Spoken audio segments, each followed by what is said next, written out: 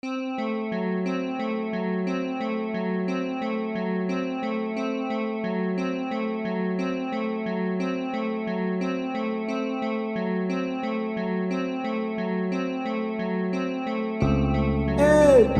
Darawalla Makai,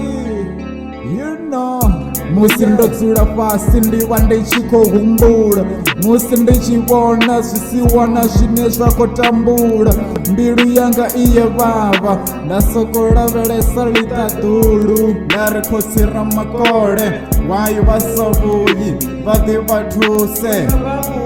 Auna zvine zvakoluka zviti zvikokonda maduvano Wamzwala ofara chanda hadivi nazvo ringa matekwana udulani Vuchilo vukobava vatu vatsula vachikobvisa mikosi Zvamulova nazvo namusi zvingasifani Kosi ramakole kavavuye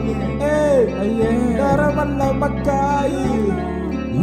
Ndarawona chisapele chiyatora Ndaringa lingula maduva Zvitovuya zvapela Kosi ramakole kavavuye Vade varetuse shangoni Zvine rakotangana nazvo Zvikorelemera Ndarevusiwona vokotoma bhora Vatu vatsula vachikolira kuna masiyari Ndarekotsira makole kavavuye panoshangoni Ndofara piki nafashoro ndikoyopa ndasfani Wamzwalo kai ndomubisama Rizerifayeri yopandama Ngori natsula vasi ningasiwane chitu Vari nitiye nitavalase ngandila zote Nisengokolela zvisiwana zvine zvakotambura Musi vachinyakatuso nitiye nivatuse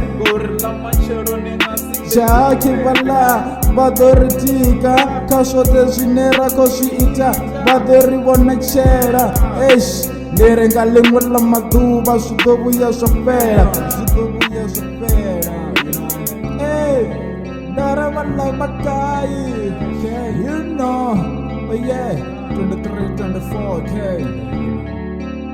Ndarawona chisapele chiyatora Ndarenga lingula maduva zvitovuya zvapera Kosi ramakole kavavuye vade varetuse panoshangoni Zvine rakotangana nazvo zvikorelemera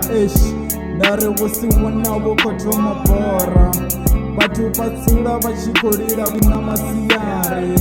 Ndarekotsira makole kavavuye